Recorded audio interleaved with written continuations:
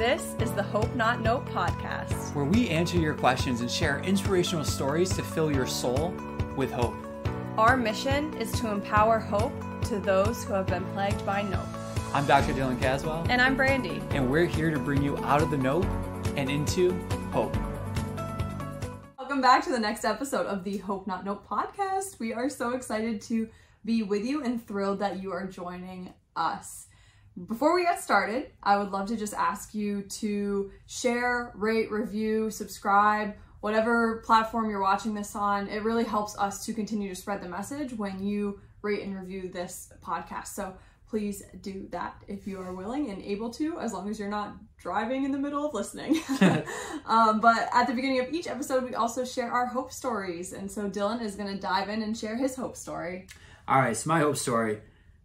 Been having car issues, and since that car has been sold, but long story short, that car broke down about 2.5 hours away from where we live. So we left it there overnight. We took a train back into Syracuse, and then my dad and I got a U-Haul, went out to the city it was in to tow it back to where we were at. So in this process, to get it up on the tow dolly, it was my dad, myself, and then a worker at the dealership that we were pushing the car up onto the tow dolly. In the process of that, a guy looked over and saw that we were struggling to get it. We had it like 1/3 of the way up the ramp. And if you've ever done that, you know, if your momentum stops at 1/3, not a good time because the car's coming back down at you and you have to reset it. Well, this guy was driving off the lot, saw what we were doing, came over, parked his truck, got out, and sprinted over and helped us push it up onto the tow dolly. I love that. We quickly got it up there, we strapped it in, and we're like, oh, thank you so much. And no problem, ran to his truck and was out of the lot. It was so cool to see that this person saw people struggling, went out of his way. Who knows what he had going on and what he had to get to, but he paused and said, oh, they're having trouble. I can go help by giving them an extra set of hands to push this on there. It's not going to take me that much longer. So he came over, did that, got in his truck, went away, didn't even want to thank you, didn't even want to shake hands, just wanted to help out and then go on in his day. And it was such an awesome moment. I don't know if you've had that where you're struggling and you're just like, you're pushing this thing and it's starting to push back and it's starting to outweigh you and you're like, oh gosh, we got to start over again. And that person out of nowhere appears to help you push it past that point that you thought you couldn't go anymore. It was just that moment of just like, there are great people in this world. There are great people in society that are willing to help, even when you don't ask them. Like this guy went out of his way. Now, the funny part of it, the punchline, is that we towed it back. We pushed it off the tow dolly and Brandy's driving it, trying to control it. And we push it back onto a lot in our current place and all that. And we get it situated. And I said, hey, Dad, we never tried to turn it over and see if it actually turns on. And it turned on. And it was able to accelerate and drive. We could have driven it up on the tow dolly. Mm-hmm. We could have driven it off the tow dolly. But we never checked. We just assumed that we had to push it. That's my hope story. I love that hope story. I think it's a great reminder that we both need people's support, but also that sometimes we just need to use our brains and we forget the simple things. We really do. But I don't know. Sometimes when we forget the simple things, something happens that's much greater. Like maybe that person needed to come help you for whatever reason. So yeah, I hope he got home and like got back to his wife and was like, honey, guess how strong I am. Yeah, exactly. 3 guys couldn't push this car up and I got out and I pushed it on. Exactly. Like, heck yeah. Exactly. I love that. My hope story is actually I guess just like a weekend of hope stories. We recently went and visited my family. One of my favorite things to do this time of year is visit my family because in the winter months we don't typically get to do so because driving that specific stretch of the highway can be very dangerous because the lake affects snow. And so at this time of year we get to go. And I just want to bring up 3 quick things that stood out to me from the weekend that we got to visit my family. Number 1, I love my dad. I love my dad so much. And so it was just so nice. I love to be able to go visit him. But just the simple things of like sitting on the couch, chatting, having morning coffee with him, sitting on the front porch. It's really awesome. But what stood out to me specifically was how much he loves being a grandparent, and that if my one nephew who's 14 calls, my dad will just do, like, he's retired, so he'll just get up and go drive him from, you know, one corner of town to the next. Mind you, it's maybe a quarter of a mile from one to the next, but instead of my nephew walking, my dad will go drive him, and he takes like joy in it. He wants to go out and help and be present in his grandchildren's lives. And so I just saw that this weekend and was really proud of my dad and just inspired. So that's one. My second one was my other two nephews who are younger. They're 7 and 9. They're hilarious. But we were at the 14-year-old's birthday party, and watching my 7-year-old nephew go up to a bunch of teenagers and say, "Hey, can we play basketball with you?" And unfortunately, or fortunately, the teenagers said no because they wanted to dunk on the mini hoop and didn't want to get the younger kids injured. But it was just awesome. Like, no shame. Wanted to play, couldn't play with the older kids, so then ended up asking us to play with a volleyball, and just watching them play with a volleyball, like, they've never really done that before.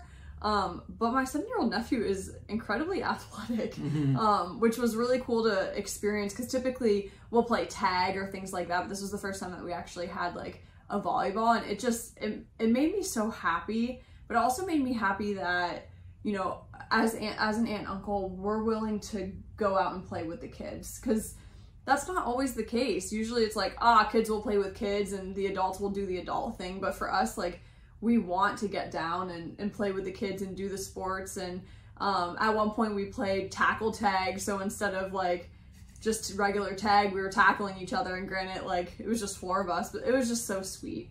So that's my second one. My last thing I want to share, I just love lilacs. They're my favorite. And it was so, like, up here where we're living right now, the lilacs aren't in bloom yet, but back home they're in bloom. And down south. Hardly down south, but down south enough. And just getting to see the lilacs and smell, like, the smell of lilac brings back my childhood memories, brings back my dad cutting them and bringing them inside and making our whole house smell like lilacs. And so it just brings back so much like nostalgia and fond memories from my childhood. And so I just think, like, what a gift it is for a smell to do that. And I know that that's not just the case with me, but that's like a scientific proven thing, that certain smells bring you back to certain times. And I don't know, I wanted to share that because I love the smell of lilacs. Yeah. If I can jump in really quick, of course, with the science of what you said on the importance of smell, it is so important. It is so cool. There's a few studies in the area of amyotrophic lateral sclerosis, Lou Gehrig's disease, in which a couple people have shown reversal of this condition. And partly, right, we should be a little skeptical of that because that's not ever been heard of before. And so the scientists are looking into, like, one, was the diagnosis accurate to begin with, right? Is there enough of a sample size? No. So what I'm about to share, take it with a very much a grain of salt / a grain of wood, and you'll see why a grain of wood here coming up. But in this study, these people that had a slight reversal of symptoms, by no means was it cured, but they didn't progress. What they found is that these people that had that slow reversal, they were cabinet workers or woodworkers. That was the only difference that they could find between the group that had this and the group that didn't have this. And it was from surveys and stuff like that. So there's a lot of methodological things to look at. But it got me looking at, like, man, why is that the case?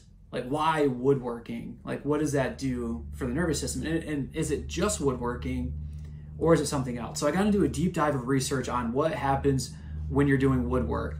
And surprisingly, there's a good amount of research on this. I was expecting a couple of articles. There's a decent amount of research on this. But let's think about it. When you're woodworking, you do not have distractions. You don't have people yelling at you. You don't have a TV on in the background. You are so focused on the activity at hand because of how much each cut, each shaving matters. So you're very attentive. You're very locked into this activity. You're not getting outside distractions. You're feeling the object. You're seeing the object. You're hearing what's happening. But then what's different with that hobby compared to other hobbies? The smell. There's a smell that you get when you're cutting fresh wood or you're shaving it down that just delights all of the senses. So you got me thinking, how much through our day do we go through without intentionally smelling things other than farts? Like that happens a lot. And we won't share with you, but a certain family member that we were visiting. But there are really great things for us to be smelling. And if your goal is to be intentional and soothe the senses, this is where things like lighting a candle is nice. Smelling your food as you're eating it is a good thing. I enjoy the smell of like coffee in the morning, but in just enjoying, like, it's one of the senses that we tend to forget a little bit about, of like intentionally smelling things. And there's a lot of stuff that we have done with people with chronic pain, that certain smell brings them back to a safe time in their life, whatever it may be. So for me, I love the smell of lemon, and I'm not quite sure why that is for me. But when I smell lemon, for some reason, it makes me feel safe. So if I'm really struggling and stressors are high for whatever reason, having that little scent of lemon helps my nervous system to go, hey, we're all right. We're all right. And when we look at the cranial nerves, the olfactory nerve, the one that we use to sniff and process that, it's one of the only cranial nerves that doesn't go all the way into the brainstem. It stays in a part of the brain known as the limbic system. Granted, we use our whole brain for activities, but it's cool to note that this part of the brain is in a similar area that we find things like the amygdala, the hippocampus, and things like that. Mm. Well, it made me think of when you had COVID a few years back and you lost your smell, and like how hard that was for you. That was one of the hardest parts of having COVID a couple years ago, was like losing it for a while. Yeah. But I feel like after that, you've gained a greater appreciation for smell as well. Yeah, because I cook by smell. I don't use timers. I just put stuff in the oven or on the pan, and I just smell from the other room, not because it's burnt, but I just have a good sense of smell that I can determine, like, oh, that needs to come out of the oven, or that needs to be flipped in the pan. When I didn't have that, it was very difficult. And without having smell, did not have taste. And that's something that really kind of shocked me, is that we think of taste and smell being very different things. But I couldn't smell anything, couldn't taste anything, and it was hard to like eat stuff. Like, I remember there was one night I ate 4 jalapenos out of the bag just to like try to feel something, and they just tasted like a bell pepper. And it was fascinating. Like, I couldn't smell them, and it didn't taste hot, so I didn't have that reaction. Wow. Even though it was a jalapeno. So there's something with these senses that happens that create the behavior of it. Because guess what? The jalapeno was still a jalapeno. And like, now I can smell it and I can taste it, so my eyes water and it's hot, and I'm like, where's the milk? But before that, like, not having the sense of that, I could just pound jalapenos, and I stopped because I was like, well, that can't be good. Like, I probably should eat more jalapenos if I didn't feel anything after 4 jalapenos. Well, speaking of jalapenos and nutrition, let's dive into our first question. Ooh, spicy.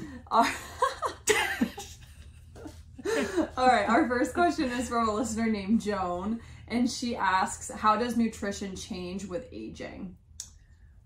Is this on the topic of jalapenos, or are we getting off the jalapeno topic? Jalapenos are food. Food equals nutrition, so that was the connection. All right, so how does nutrition change as we get older? Wow, that's a very simple question that we could provide a very loaded answer. Does it change? Yes, it changes.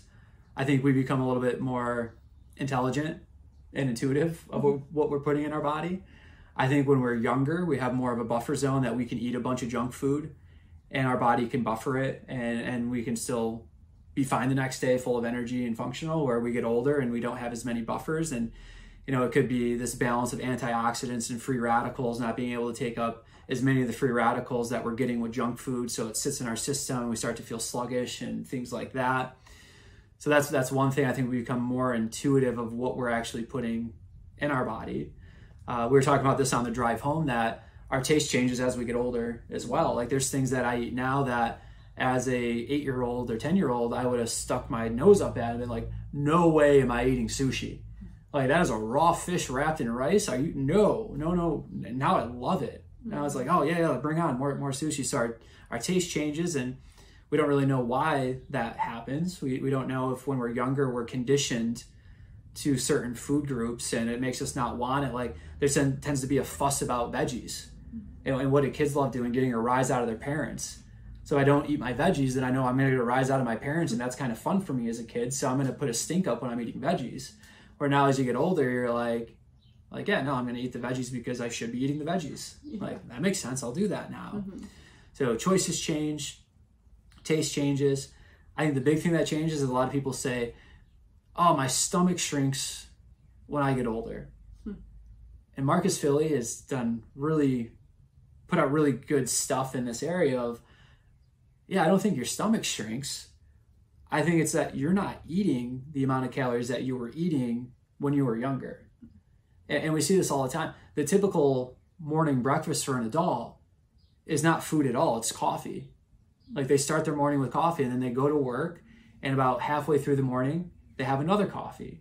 What does caffeine do? Caffeine helps to suppress your appetite. It makes you feel like you're not hungry when reality is like, no, you should go get those calories. So I have 2 coffees through the morning, and then I have a light lunch, and then maybe another coffee or something in the afternoon, drinking water, and then they eat towards nighttime. So at the end of the day, they feel sluggish, they feel like they don't have a lot of energy, they feel like, oh, I don't eat as much calories as I used to. And they're always like, yeah, because you're suppressing that feeling of wanting to have calories by just caffeinating. Like eat a bunch of protein in the morning. Let that be used throughout the day so that you're burning fat-free mass, or that you're burning fat mass and other sources.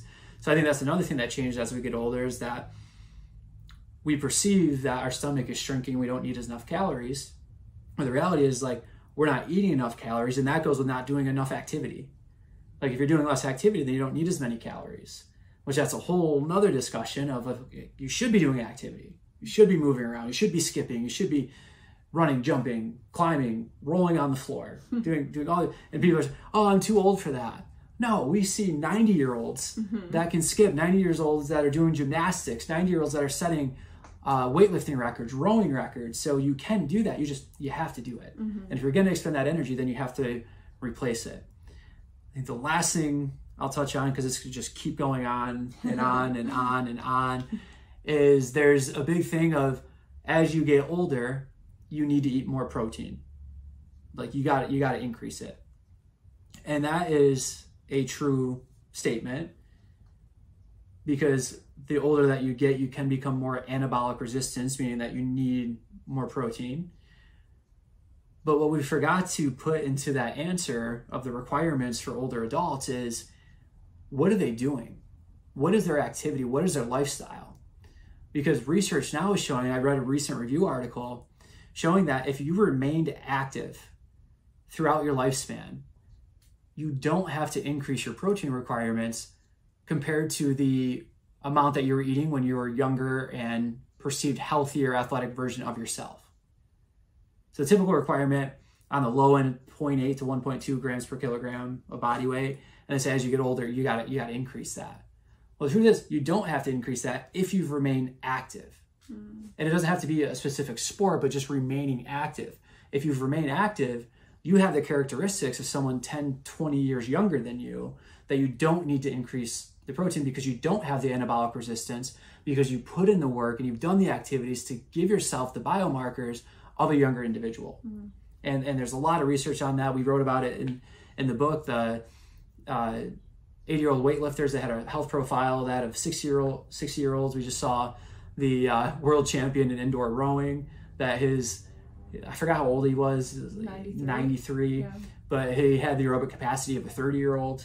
So if you're doing these things, if you're being a lifelong athlete, guess what? You get to eat the same way that you did when you were younger. You don't have to crazily increase those protein requirements. Sure. And also, if you have not remained active, what's stopping you from starting to become active again? Because you have a lot of life left ahead of you, and it's never too late to start, but you have to have the agency to know that you can make change and you can start, right? And I think that sometimes people forget that. But no, if you're listening and you're not super active, but you look at your life and you want to make changes, start making changes. You can. Yeah, absolutely.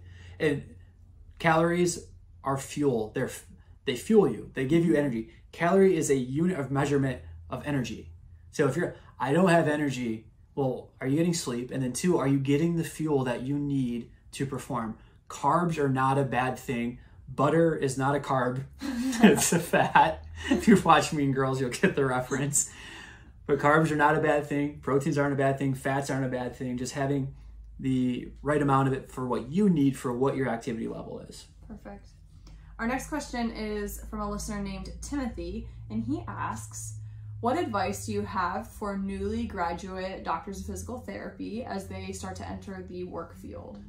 Oh, perfect timing of this question. I'm guessing that Timothy's getting ready to graduate, and that's why he's wondering that. And I feel like every time I answer this, I have a little different of an answer. Oh, yay. Because you get more experience, and I like to think that with the experience you get wiser, but not every experience leads to more wisdom.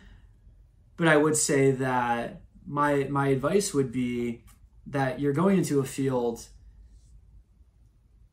to help people, which requires sacrifice. And to exercise sacrifice, you have to understand what love is. And to understand what love is, you almost have to detach or die from yourself in order to do that. And the reason that I say that is that with our clients, within our families and some health struggles, we've just realized how poor the delivery is of bad news in the healthcare field. Of people coming in and going, oh, good news. It's not this type of cancer. It's this type of cancer. Like, okay, from the science, like, you're right, like, this one is more treatable, and that's a great thing. But that's not how you deliver it to a person. Yeah. But the reason that it's delivered that way is because the person's excited because they figured it out. They were the ones that found that. So now their ego is fulfilled because what they did was the right thing. They found it. They're saving that person's life. And what they forget is that this is a person in front of you. And at some point, yeah, they're going to be excited that you were the one that found this out for them. But the way that you deliver that, you have to die to yourself and your ego of, oh, with all my schooling and all my education, I'm the one that found this diagnosis, and I'm the one that helped to save your life. Like, great. Congratulations. But what did you just do to that person from the way that you gave that to them? So yes, you need the knowledge and you need the test, and I don't want to take anything away from the knowledge of these providers and the things that they are doing to save people's lives. But I think if we all just died a little bit to our egos and got back to the fundamental principle of caring for one another, we'd be able to make these diagnoses and deliver them in the way that is delivered with love, instead of getting what people are getting now, which is a provider giving them a horrible diagnosis with excitement because they found it. I think if we all spend time changing our mindset from trying to be right and putting our efforts towards trying to be a little less wrong, then we can serve people much better. And you may hear that and think, oh, there's not too much of a difference there. There's a huge difference, and that difference is humility. So I think that would be my answer at this stage in life right now. I love that answer, because my answer, although I'm not a DPT by any means, was going to be like, remember that these people are human. Mm-hmm. And going off of what Dylan said, like, I really think that people in the healthcare field, and maybe even other fields as well, should have to take continuing education courses every year that are strictly for interpersonal communication and how to treat a human, because it gets lost somewhere. And I think that now more than ever, our society is struggling with how to communicate and how to care for the person next to them or the person that they're providing for, and maybe even vice versa. And so like I absolutely love your answer of like love and humility, because it's putting yourself like back in order to serve the person in front of you, and it's caring for the person, not the injury, not the shoulder, not the whatever, but the person as a whole, because they are a soul that deserves to be cared for. Absolutely. And don't, like, to that point, like the common thing we hear is, oh, we got an ACL back in room 3. Oh, I hate that. Well, you better put that ACL on ice or something to preserve it, because why is there just an ACL back in that room? Like, oh, you mean a person? You're so funny. A person that has a name is back in that room? Oh, okay. Like, let's go see that person. Like, why do we say, oh, rotator cuff back in room 1? Like, what is it, a pro section? Like, what is this thing? But the last point I want to add into is, if you're starting to overcomplicate things, and the reason I say this is because I went down this path of overcomplicating things and giving these,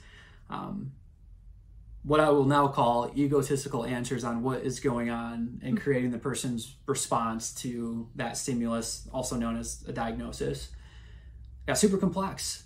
And I realized, like, what is that complexity serving? Because it's not serving this person in front of me. When I got back to simple, that served this person much, much, much more. We spend so much time, is this a supraspinatus injury? Is this an infraspinatus injury? Is this a labral tear? Is this a biceps tendonitis? Is this a capsular issue? Is it this or is it that? And we forget to ask, hey, what is it that you want to do that you can't do right now? What's the threshold that you're able to perform right now? And not even in a weightlifting sense or a competitive sports event, but like, well, I really want to be able to lift my coffee cup up to my mouth, and that kind of brings on these symptoms of pain. All right, cool. Well, there's a great goal for us to have. Let's work on some things that we find, and then let's make that our goal. Well, what's going on with my shoulder? Well, what's going on with your shoulders? You can't lift the coffee cup. And, you know, you have to do your due diligence to make sure that it is something that you are the right person for them to be seeing. And if it is a full cuff tear and there's no likelihood that this person is going to get back to the activity that they want to get back to unless they do have a surgery, well, that's a different story. So do your due diligence, rule some of this stuff out, but then get back to being simple.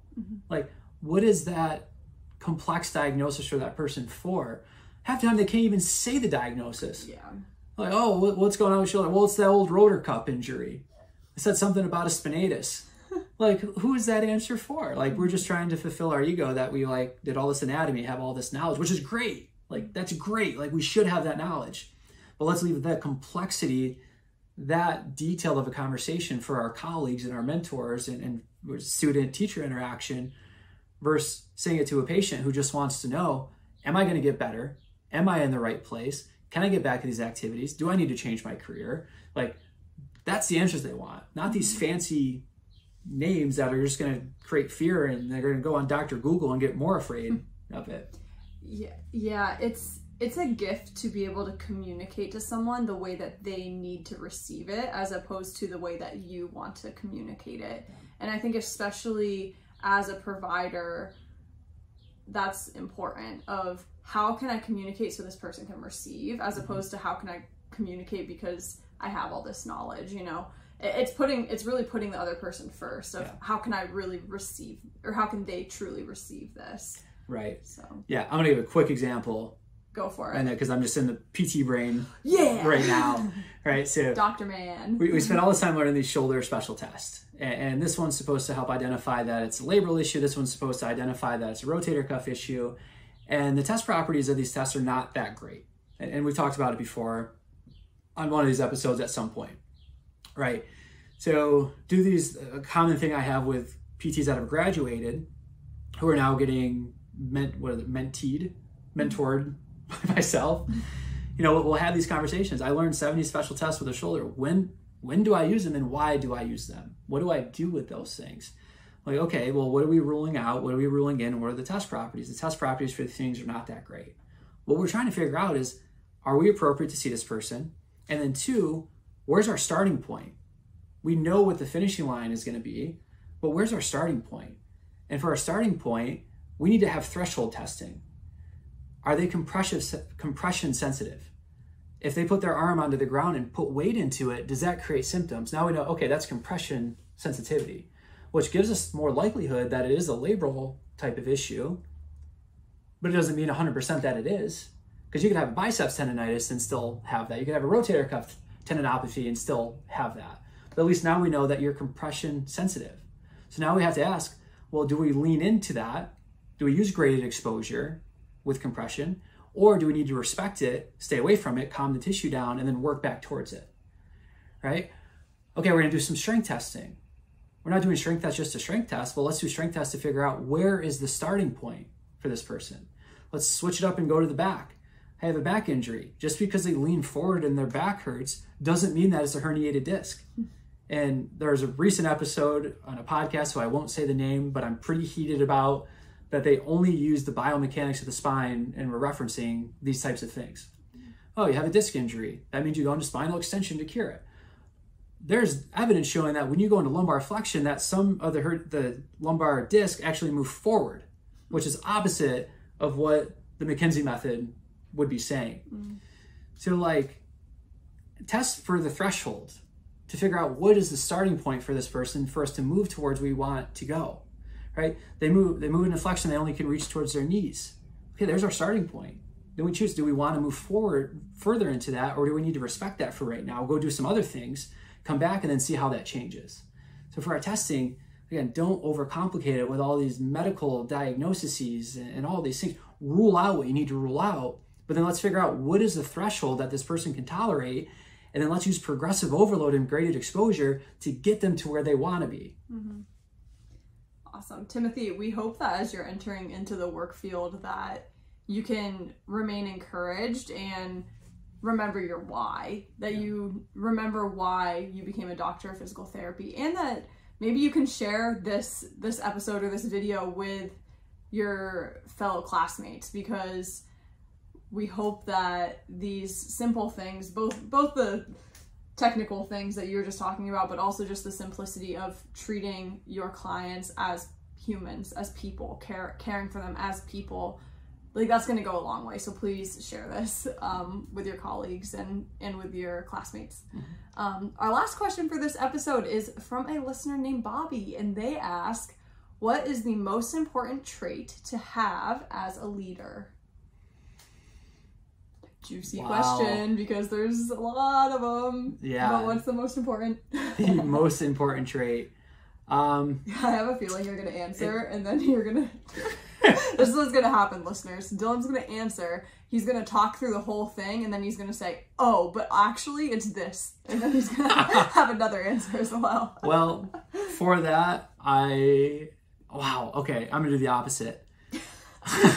only because you said that. I think the most important trait to have as a leader, oh man, I'm going to say humility. Oh, but we already talked about humility. I know, but it brings the episode back. It's, simple. Trying to figure out how to work in jalapenos again. But always eat jalapenos and be humble. But it's humility. And it goes back to what we said in the previous answer, that a lot of us, we don't have the answers. And a lot of people get confused by that like confidence means that you have the answer, and studying means that you have the answer, and science means that you have the answer. It means that we're closer to the answer, right? There's only a few things in science that have become a law because they've been shown to have that result over and over and over and over and over and over again. But anything that's not a law in the science area, it just means that it's a closer likelihood that that is the actual answer. But we don't really know 100% all the time that that is the best answer. So in leadership, oftentimes we make decisions and we try to make the best decisions that we can. But we have to have the humility that we're not always going to be right. And that someone on the team is going to have a better approach or a better solution than what we have. And the best leaders are exercising humility because they realize that they need a team and they need community in order for it to work. And some of the best leaders, they're the best at delegating things appropriately to the people that are positioned to be the best at those things. And that takes humility to say, hey, I have a weakness as a leader. Like, I'm going to be vulnerable in front of this whole group of people that I'm leading to admit that I have faults. I don't know everything. I have knowledge gaps, and I need your help. We need your help. So you're going to take on this task because this is an area that you're going to excel in that I don't have those skills. But I want to empower you to be the best that you can be because this is a gift that you have that I don't have. And guess what? We're not going to be great at everything that we do. There's some things I do that I'm great at. There's some things I do that I'm good at. There's some things that I do that I'm terrible at. The things that I'm terrible at, I try to find the people that are great at those things so that they can balance that out and help all of us move forward. The things that I'm great at, I like to lean into those things because those were the gifts that I was given. Those are the skills that I've cultivated. So I want to lean into those things. But it takes humility to recognize that you can't do it all. You can't. I've tried to do that before, and it's terrible. It's terrible. You're going to run yourself into the ground. You're not going to get as far as you think that it could have went. You're going to get lost on what the mission was. So you do have to have that humility that, like, you're great and you're a great leader. And great leaders don't have the answers for everything, and they're not able to do everything. And what makes a great leader is saying, hey, yeah, I recognize that. Let me empower people to do that so that they're lifted up. And by doing that, I'll be lifted up. Well, I just feel like you can drop the mic now and end the podcast because that was awesome. No, in all seriousness, as you were talking, I was like, gosh, it really does come down to humility because I was thinking like, oh, you need to have a team around you. You need to, be a servant leader and all these things. You just like summed that all up, but with one word of humility, which is really cool. Yeah, so I did it the opposite. I gave the word, then the response, but stayed with that word. Yeah. Well, humility is like the root of it all because you can't have hope without humility. Or it's like selfish hope, but then I would challenge it of like, is it really hope then? Yeah.